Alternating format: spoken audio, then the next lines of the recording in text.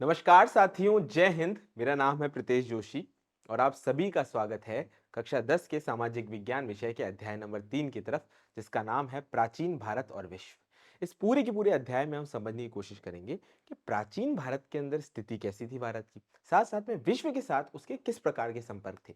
इसी के साथ में हम सोचने की कोशिश करेंगे कि बृहत्तर भारत क्या था। बृहत्तर भारत का मतलब क्या था कि एक बहुत बड़ा भारत, या फिर बृहत्तर भारत आज की भौगोलिक सीमाओं के बारे में चर्चा करता था। तो पहले कॉन्सेप्ट समझने की कोशिश करते हैं और वो है साहब हमारा बृहत्तर भारत। आज की जो भौगोलिक सीमाएं हैं, जैसे एग्जांपल के तौर पे मैं आपको थोड़ा सा यहाँ पर एक मैप बना के बताता हूँ, जिससे आपको इसको और आसान सी भाषा में समझ सके। आज की अगर मैं भारत की भौगोलिक सीमाओं के बारे में बात करूं तो वो कुछ इस प्रकार है। लेकिन अगर मैं प्राचीन काल के भारत की सीमाओं के बारे में बात करूं तो हमें इससे भिन्न देखने को मिलती है। यानी बृहत्तर भारत एक ऐसा कॉन्सेप्ट है जिसके अंदर उन क्षेत्रों को भी सम्मिलित किया गया है जहां पर भारतीय संस्कृति का, भारतीय राजनीति का, भारतीय समाज का, भारतीय अर्थव्यवस्था का पूर्णतः प्रभाव रहा होगा। उसे हम बृहत्तर भारत के नाम से जानेंगे। तो इस पॉइंट को ध्यान से समझ लिए। ऐसे क्षेत्र, ऐसा पूरा का पूरा भारत का विस्तार वाला क्षेत्र जहां पर हमें भारत के समाज का, यानी भारत की सामाजिक स्थिति का, साथ साथ में भारत की राजनीतिक स्थिति का, भारत की आर्थिक स्थिति का, और साथ साथ में भारतीय संस्कृति का, जिन जिन क्षेत्रों के अंदर हमें ये सारा का सारा प्रभाव जो है वो पूर्णतः देखने को मिलता है, उस पूरे के पूरे क्षेत्र को हम बृहत्तर भारत के तौर पर कहेंगे। इसके अंदर काफी सारे इलाके आएंगे जिनको आज जो आप जिन नाम से जानने जाते हो, प्राचीन काल के दौरान, प्राचीन भारत के समय पर हम वो सारे के सारे क्षेत्र जो है वो अलग अलग नामों के से जाने जाएंगे। तो चलिए एक एक पॉइंट को डिस्कस करते हैं। बृहत्तर भारत की अगर मैं सीमाओं के बारे में बात करूं तो इसका जो प्रथम भाग है उसके अंदर मध्य एशिया, तिब्बत तथा चीन को रखा जा सकता है। जबकि द्वितीय भाग की अगर मैं बात करता हूं तो उसके अंदर हमें हिंद, चीन तथा पूर्वी द्वीपीय समूह की यहां पर पूर्णतः गणना देखने को मिलती है। यानी हम इस पूरी की पूरी बृहत्तर भारत की सीमाओं के बारे में बात करें तो हम इसको दो भागों के अंदर पूर्णतः विभाजित कर सकते हैं।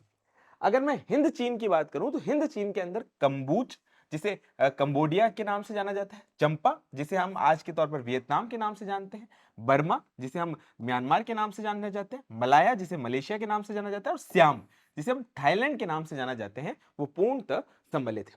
अगर मैं इसी प्रकार पूर्वी द्वीपों के बारे में चर्चा करूं तो पूरी द्वीप समूह के अंदर सुमात्रा, जिसे श्रीविजय के नाम से भी जाना जाता था, जावा, बोर्नियो और बाली, ये सारे के सारे क्षेत्र में आज के प्रेजेंट डे बारे में बात करूं तो इंडोनेशिया, इंडोनेशिया जो देश है उसके जो आइलैंड द्वीप है, उसके सारे के सारे जो द्वीप वाले समूह हैं, उनकी यहां पर चर्चा की जा रही है। यानी ये सारे के सारे ऐसे नाम हैं जो हमें पूर्णतः अटपटे लग रहे हैं, लेकिन आज के भौगोलिक क्षेत्र से अगर हम उनको मिलाकर देखें तो हम इसको और अच्छे से समझ पाएंगे। जैसे आप थाईलैंड को तो पूर्णतः जानते हो, पर क्या आप श्याम को जानते हो? थाईलैंड का पूरा नाम श्याम।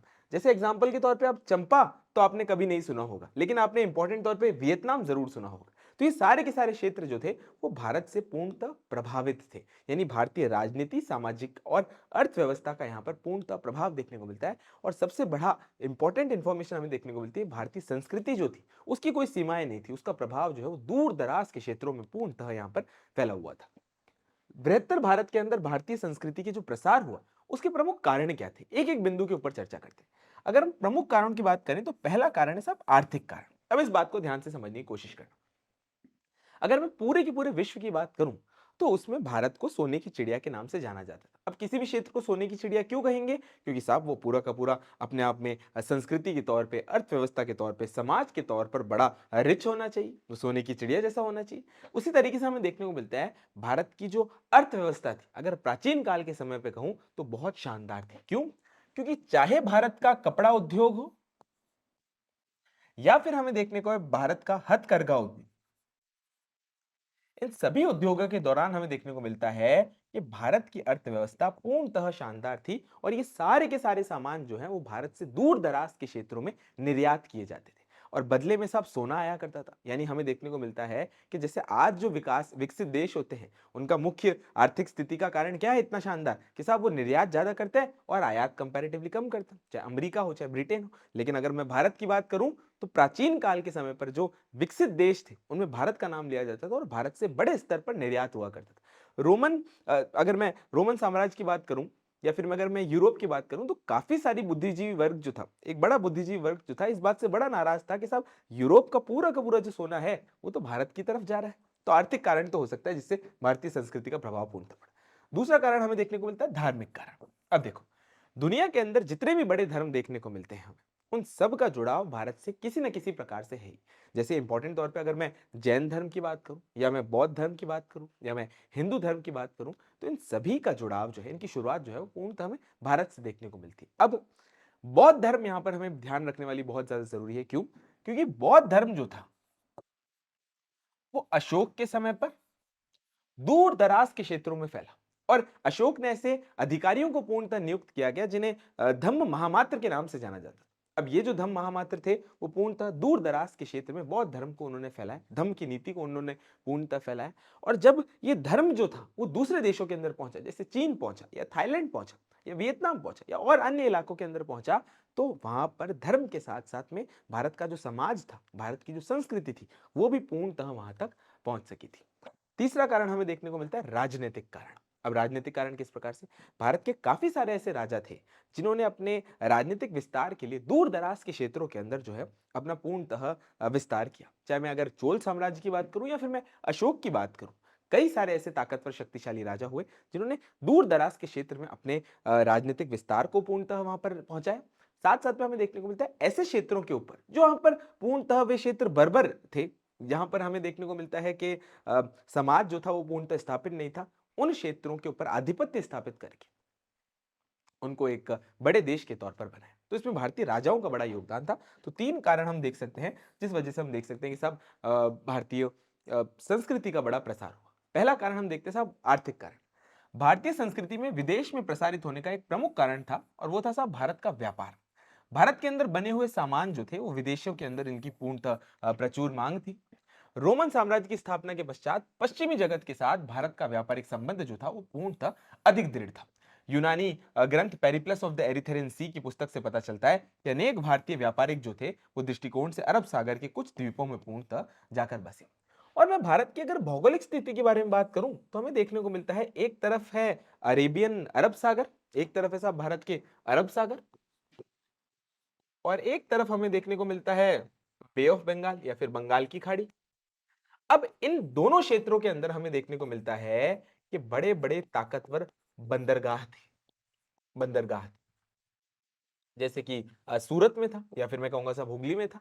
इनके अलावा दक्षिण के अंदर काफी सारे ऐसे बंदरगाह थे जो कि ऐसे केंद्र बने जिन्होंने भारतीय व्यापार को बड़े स्तर पर पूर्णतः बढ़ाया। अब स्थिति क्या थी? भारत से पूरा का पूरा जो सामान हुआ करता था वो अरबियों के पास जाता था, और अरब जो लोग थे वो वहां पर आगे आने वाले क्षेत्र के अंदर, यूरोप वाले क्षेत्र के अंदर सामान को पूर्णतः पहुंचाया करते थे। यानी हमें देखने को मिलता है भारतीय सामान के कितने बड़े स्तर के ऊपर जो है वो डिमांड यानी मांग जो है वो हुआ करती थी।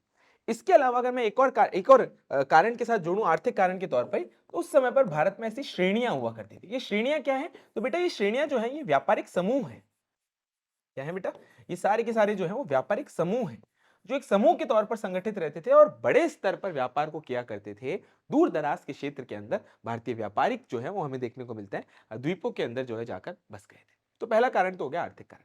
दूसरे कारण की तरफ चर्चा चर्चा करते हैं, और वो है सब धार्मिक कारण। अब धार्मिक कारण कैसे? तो मैंने आपको बताया सब बौद्ध धर्म का प्रचार प्रसार पूर्वी क्षेत्र के अंदर बड़े स्तर पर हुआ, जो कि धर्म के साथ साथ में भारतीय समाज संस्कृति को भी लेकर गया।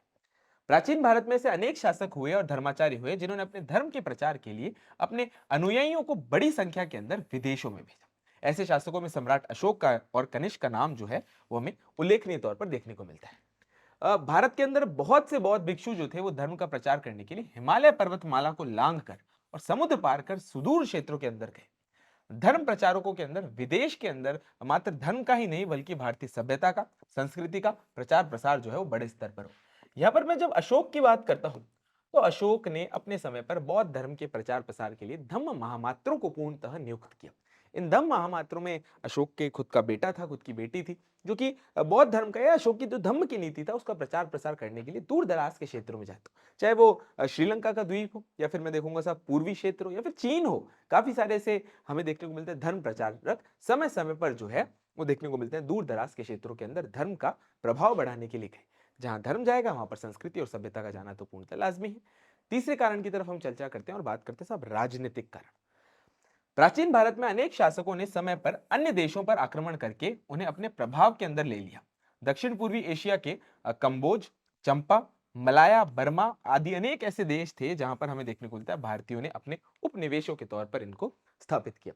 भारत एशिया महाद्वीप के दक्षिण भाग के मध्य में स्थित है, जिसे अन्य देशों के संबंध जो है रहना पूर्णतः स्वाभाविक है। अब यहाँ पर आप देखो, जब आप भारत की भौगोलिक स्थिति को देखते हो और अगर आप विश्व के संदर्भ में देख रहे हो तो आप देखोगे कि भारत की हमें स्थिति देखने को मिलती है दक्षिण एशिया के तौर पर। किसके तौर पर भैया? दक्षिण एशिया के तौर पर। अब दक्षिण एशिया के अंदर जब भारत की भौगोलिक स्थिति इतनी ज्यादा प्रभुत्व वाली है तो हम देखेंगे साहब पूर्व में और पश्चिम में दोनों के अंदर जो है वो संबंध रहेंगे ही रहेंगे, प्रत्यक्ष और अप्रत्यक्ष तौर पर। चलिए, अब हम यहां पर चर्चा करते हैं कि साहब इंपॉर्टेंट तौर पर ऐसे कौन कौन से क्षेत्र थे। विश्व के विभिन्न भागों के अंदर भारत की संस्कृति का जो है वो प्रसार हुआ। और ये विश्व के विभिन्न भाग थे कौन से? तो पहला क्षेत्र था मध्य एशिया। चीन, भारत तथा ईरान के बीच में प्रदेश को मध्य एशिया कहा जाता है। इस प्रदेश के अंदर खोतान जिसे खोतुम, तूफान यानी कारा शहर जिसे अग्निदेश के नाम से जाना जाता था, कुचा यानी जिसे कुची के नाम से जाना जाता है, आदि स्थलों के ऊपर भारतीय संस्कृति का हमें बड़े स्तर के ऊपर प्रभाव देखने को मिला। मध्य एशिया के दक्षिण राज्यों के अंदर भारत के उत्तर पश्चिमी भाग के बीच व्यापारिक संपर्क जो है वो होने के कारण भारतीय उपनिवेशों की पूर्णतः स्थापना हुई। अब यहाँ पर आप एक चीज नोटिस करो, भारतीय व्यापार इतना पूर्णतः फल रहा फूल रहा क्यों है? आप कहोगे साहब कि भारतीय जो सामान होता है वो बड़ी अच्छी क्वालिटी का हो, अच्छी क्वालिटी का तो था ही, लेकिन हमें देखने को मिलता है भारत से ये जो क्षेत्र मैंने अभी बताया उनके रास्ते दो प्रकार के रास्तों से जो है ये सामान जाता था। एक तो हमें देखने को मिलता है साहब थल मार्ग से, और दूसरा हमें देखने को मिलता है जल मार्ग से। अब उस समय पर तो एरोप्लेन तो थे नहीं। अब थल मार्ग से हम देखेंगे कि किस प्रकार भारत का सारा सामान है वो अफगानिस्तान होते हुए, ईरान वाले क्षेत्र में होते हुए और आगे जाके यूरोप जाता था, यानी उसमें अरबियों का बड़ा वर्चस्व था। साथ साथ में मैं जल मार्ग की बात करूं तो पश्चिमी क्षेत्र के लिए अफ्रीका के लिए अलग मार्ग था और पूर्वी क्षेत्र के लिए जो है अलग मार्ग था, एक बंगाल की खाड़ी से और एक अरब सागर के माध्यम से आता था। यानी हमें देखने को मिलता है कि ये जो क्षेत्र थे वो अपने आप में पूर्णतः ताकतवर थे, जिस वजह से भारत का व्यापार अपने आप में बढ़ा। एक और यहां पर पॉइंट मैं आपको ऐड कर देता हूं कि भारतीय व्यापार और संस्कृति का प्रभाव के लिए हम इंपॉर्टेंट तौर पर जो सिल्क मार्ग था, सिल्क मार्ग या फिर जिसे हम रेशम मार्ग के नाम से भी जानते हैं, जिसे हम रेशम मार्ग के नाम से भी जानते हैं, वो अपने आप में पूर्णतः ज्यादा ताकतवर था। और इसी मार्ग से हम देखने को मिलता है कि ये सिर्फ मार्ग चीन तक ही सीमित नहीं था या चीन से यूरोप ही नहीं था, भारत अपने आप में इस मार्ग के ऊपर अपना बड़ा प्रभुत्व रखता था। धर्म प्रचारक इसी मार्ग से गए, व्यापार जो था वो पूर्णतः इसी मार्ग से गया, भारतीय संस्कृति का प्रचार प्रसार के पीछे भी ये मार्ग जो था वो बड़ा महत्वपूर्ण था। भारतीय उपनिवेशों की स्थापना हुई, खोतान दक्षिणी मार्ग के ऊपर सबसे बड़ा व्यापारिक था तथा हम देखेंगे साहब भारतीय संस्कृति का एक बड़ा प्रमुख केंद्र भी खोतान था। फायान और ह्योनसांग नामक चीनी यात्री खोतान के मार्ग से ही भारत आए थे और उन्होंने यहाँ पर उस समय पर बौद्ध धर्म के सैकड़ों भव्य मंदिरों के होने की बात कही। उन्होंने बताया कि साहब ये जो स्तूप हैं वो बहुत बड़े हैं, बौद्ध मंदिर बहुत ज्यादा बड़े बड़े हैं और बौद्ध धर्म जो था वो बड़े स्तर के ऊपर भारत के अंदर फैला हुआ था। ये जो फायान और ह्योनसांग है, ध्यान रखने वाली बात यह है कि इनका बड़ा योगदान देखने को मिलता है क्योंकि ये बाहर से आए हुए ऐसे विदेशी यात्री थे जिन्होंने भारतीय संस्कृति को देखा एक विदेशी के नजरिए से। एक और बात यहां पर मैं आपके लिए इंपॉर्टेंट तौर पे बता देता हूं कि इनके द्वारा जो लिखे हुए ग्रंथ थे वो उस समय के भारत की भौगोलिक स्थिति, राजनीतिक स्थिति और सामाजिक स्थिति के बारे में बहुत अच्छा वर्णन करते हैं। खोतान के अंदर बौद्ध धर्म की महायान शाखा के अनुयायी जो है वो हमें अधिक संख्या के अंदर देखने को मिलते हैं। अब यहाँ पर एक शाखा का बात बताई गई है, महायान शाखा। देखो, जब भी मैं बौद्ध धर्म की बात करता हूं तो गौतम बुद्ध के जाने के बाद बौद्ध धर्म जो था वो दो भागों के अंदर विभक्त हो गया था। एक था हीनयान, एक था महायान। और दोनों के अंदर जो सबसे बड़ा डिफरेंस हमें देखने को मिलता है वो ये था कि एक जो बौद्ध धर्म के सोचने वाला वर्ग था वो ये मानता था कि गौतम बुद्ध जो है वो एक इंपॉर्टेंट तौर पे भगवान है, यानी जो है वो पूर्णतः एक महामानव के तौर पर उनको पूर्णतः मानते थे, सब एक भगवान है।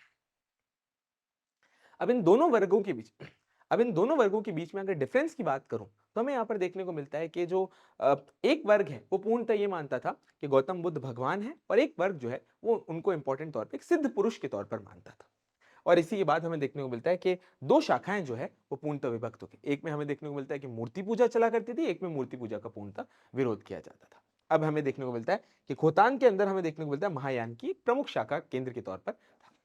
खोतान के समान ही उत्तरी मार्ग पर स्थित कूचा एक महत्वपूर्ण और शक्तिशाली भारतीय उपनिवेश था। कूचा के प्राचीन नरेश सुवर्ण पुष्प, हरिपुष्प और हरदेव थे जैसे भारतीय नाम जो है वो पूर्णतः धारण किया करते थे, पूर्णतः धारण किया करते थे। यहाँ पर सैकड़ों की संख्या के अंदर स्तूपों और मंदिरों का निर्माण जो है वो किया जाता था। यहाँ के विहारों और संस्कृत की शिक्षा भी दी जाती थी। अब देखो यहाँ पर देखने को मिल रहा है, एक शब्द हमें देखने को मिला, स्तूप। स्तूप क्या होता है? सब ऐसे पवित्र स्थल, बौद्ध धर्म से जुड़े हुए बड़े प्रमुख पवित्र स्थल। ऐसा कहा जाता है सब अशोक ने अपने समय पर 84,000 से भी ज्यादा स्तूप जो है वो पूर्णतः निर्माण किया। भारतीय संगीत तथा चिकित्सा का भी वहां के निवासियों को ज्ञान था। कारा शहर भारतीय सभ्यता का एक अन्य प्रमुख केंद्र था और उसे अग्नि देश के नाम से भी जाना जाता था। अग्नि देश के नाम से भी जाना जाता था। उसके राजाओं के नाम जो थे वो इंद्र अर्जुन, चंद्र अर्जुन आदि थे। कारा शहर कनिष्क के साम्राज्य का एक महत्वपूर्ण भाग था। कूचा के पूर्व जो है वो तुर्फान में भी बौद्ध अवशेष एवं संस्कृत भाषा के अभिलेख जो है वो पूर्णतः प्राप्त होते हैं, जिससे हमें ये पता चलता है कि भारतीय धर्म का, भारतीय संस्कृति का, भारतीय भाषा का, साहित्य का इतने बड़े स्तर पर प्रचार प्रसार था, वहां तक भी सीमा थी। नेक्स्ट हमें देखने को मिलता है सब तिब्बत वाला क्षेत्र। तिब्बत वाले अगर क्षेत्र की बात करता हूं तो 7वीं शताब्दी के अंदर तिब्बत के अंदर सोसरांग नेम्पो नामक एक शक्तिशाली राजा हुआ था और उसी के समय पर तिब्बत के अंदर बौद्ध धर्म का प्रचार हुआ। आज भी आप तिब्बत को तो जानते होंगे, जो कि चीन ने पूर्णतः आधिपत्य उसके ऊपर जमा रखा है, पर हमें देखने को मिलता है तिब्बत अपने आप में एक अलग इकाई था, उसका वर्चस्व अलग था, उसकी संस्कृति पूर्णतः अलग थी। अब तो चीन ने आधिपत्य किया, इस वजह से अलग है। अगर मैं तिब्बत की बात करता हूं तो 7वीं शताब्दी के अंदर राजा का नाम है सब सोसांग नेम्पो। ये एक बड़ा शक्तिशाली शासक था जिसने बड़े स्तर पर बौद्ध धर्म की शुरुआत करी और तिब्बत के अंदर जो बौद्ध धर्म फैला इतने बड़े स्तर पर पनपा, उसके पीछे इसी राजा को हम पूर्णतः मानते हैं।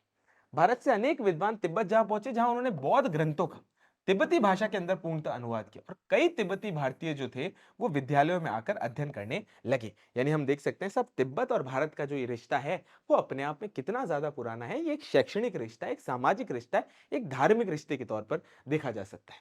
नेक्स्ट नेक्स्ट हमें देखने को मिलता है सब चीन।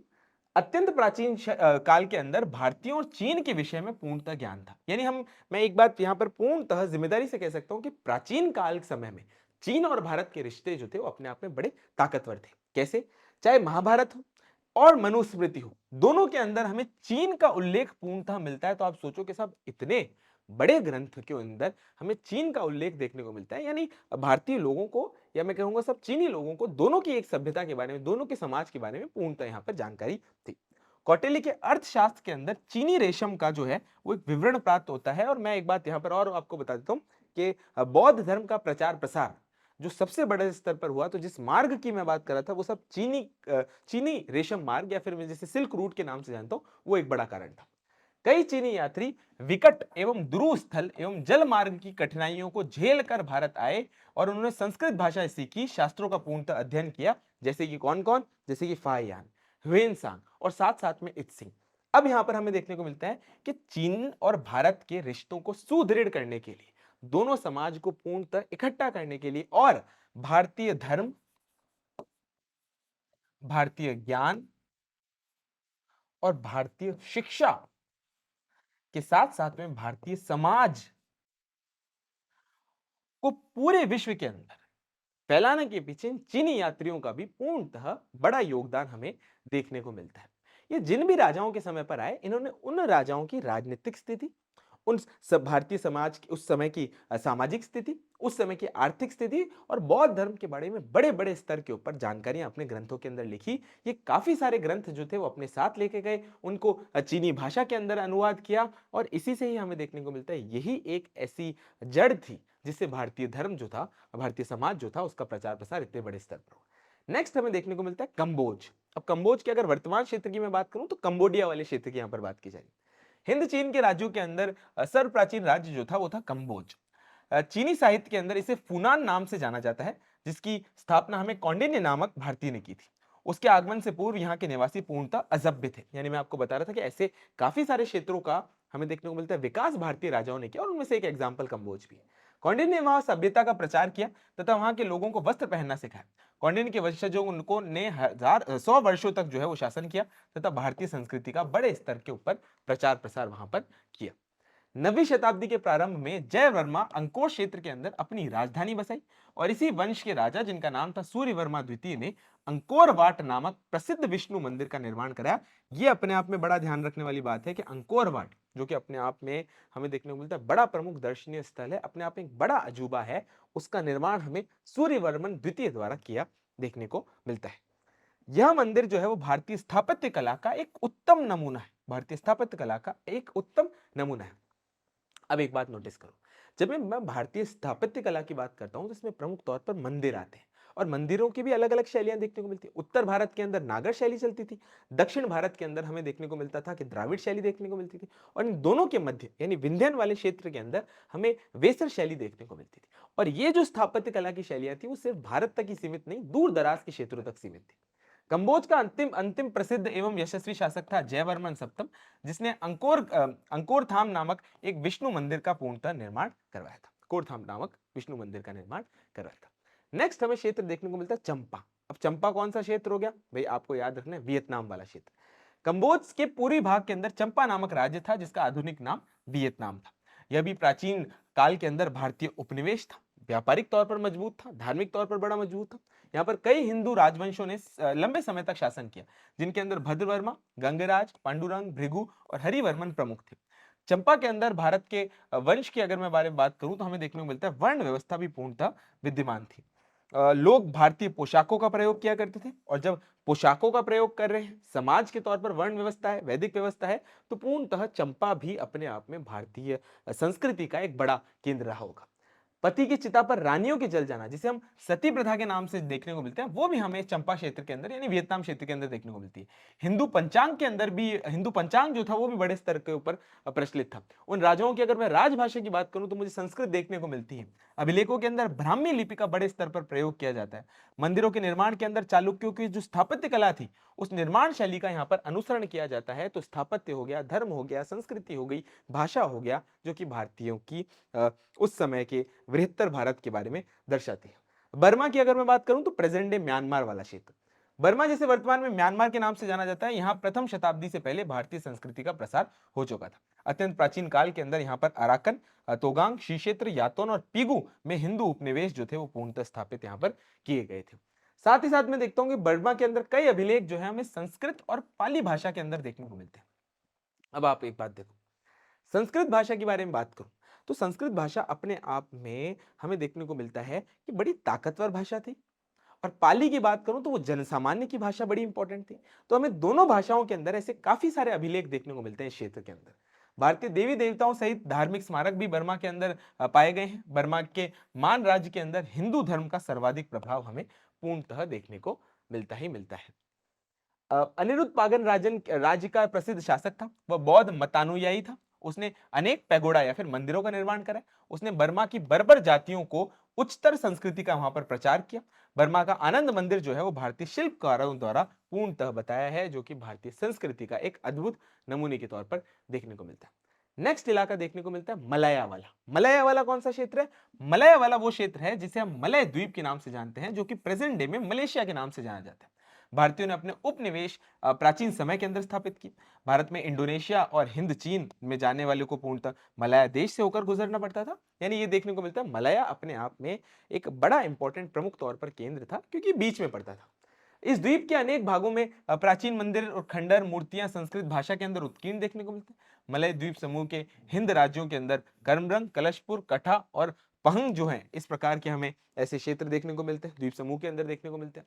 यहाँ के राजाओं में गौतम जो थे, गौतम, समुद्र विजयवर्मन आदि भारतीय नामों के सुदृश्य उल्लेख देखने को मिलते हैं। यहाँ के निवासियों में बौद्ध व ब्राह्मण दोनों हुआ करते थे, जिन्होंने स्तूपों और मंदिरों का पूर्णतः निर्माण बड़े स्तर के ऊपर यहाँ पर करवाया। नेक्स्ट हमें देखने को मिलता है श्याम। अब श्याम कौन सा क्षेत्र है? श्याम क्षेत्र है साहब थाईलैंड वाला।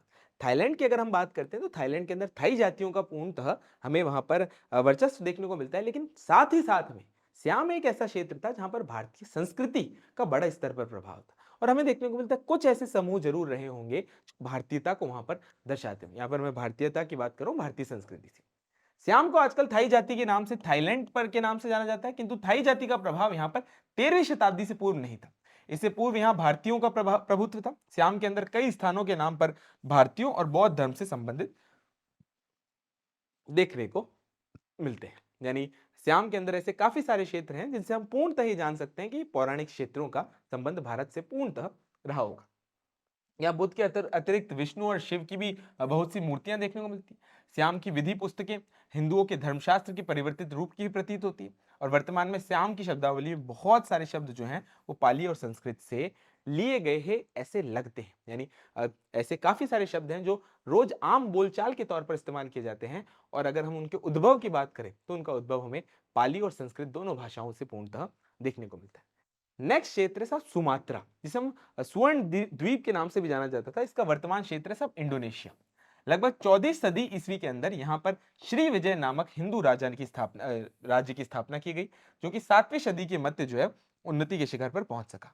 भारत और श्री विजय के बीच हमें समुद्री मार्ग से एक बड़े स्तर का व्यापार जो है हमें देखने को मिलता है। और सिर्फ मैं कहूंगा साहब प्राचीन काल के समय पर ही नहीं, आप प्राचीन काल के समय की बात करूं, मध्यकालीन समय की बात करूं, श्री विजय या फिर मैं कहूंगा जो इंडोनेशिया वाला क्षेत्र है उसके और भारत के संबंध जो थे वो बड़े इंपॉर्टेंट थे, बड़े महत्वपूर्ण थे उस क्षेत्र के अंदर।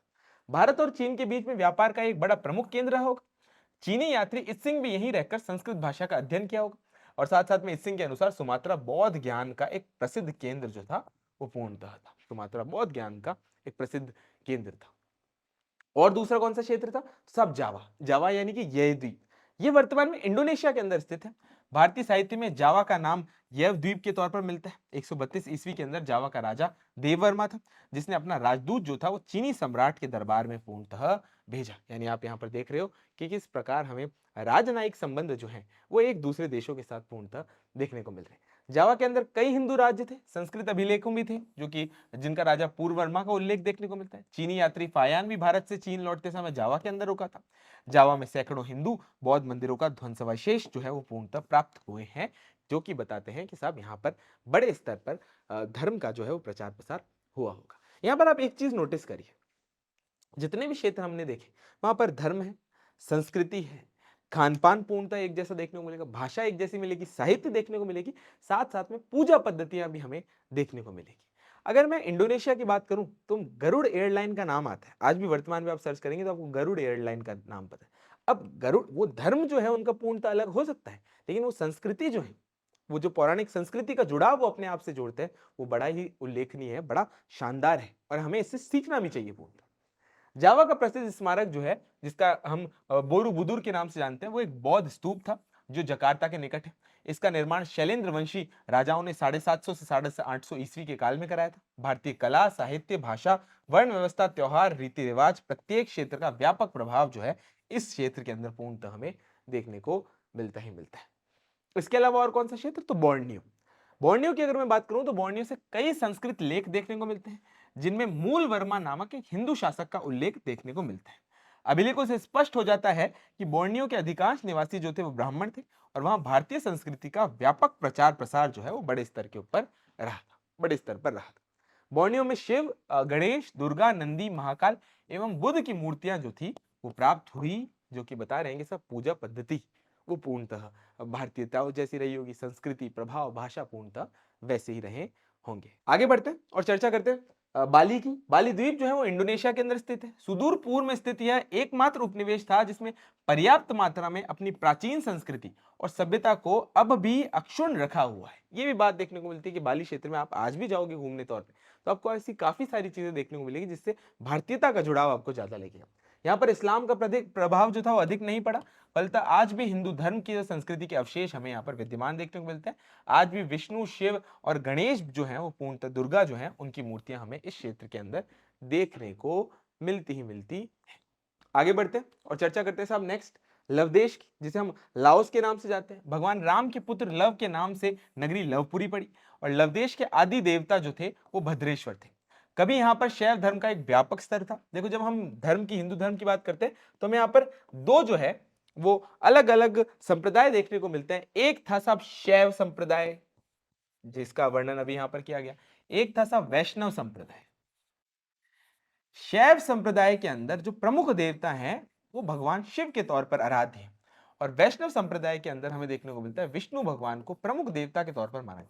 ऐसा नहीं है कि इन संप्रदायों के अंदर अन्य देवताओं के बारे में बात नहीं की जाती, अन्य देवताओं के बारे में बात की जाती है, पर जो सर्वोच्च देवता है वो शैव धर्म के अंदर शिव और वैष्णव धर्म के अंदर भगवान विष्णु को माना जाता है। लवदेश का प्रथम राजा था श्रुतवर्मन। इसका पुत्र जो था जिसका नाम था शेष्टवर्मन, जिसने शेष्टपुर नामक एक नगर जो था वो पूर्णतः बसाया था। वर्ष प्रतिपदा तथा विजयदशमी कभी यहाँ पर एक लोकप्रिय त्योहार थे। यहाँ शालिवाहन संबंध जो था वो पूर्णतः प्रचलित था, जिसका प्रभाव हमें आज भी देखने को मिलता है। तो आज की क्लास यहीं तक ही। आशा करता हूं आपको ये क्लास अच्छी लगी होगी। मिशन ज्ञान के परिवार के साथ बने रहें और इन क्लासेस को निरंतर शेयर कीजिए। अंत में एक ही बात, भारत है मेरी जान और मिशन है मेरा ज्ञान। जय हिंद, जय भारत और जय Rajasthan. Thank you so much.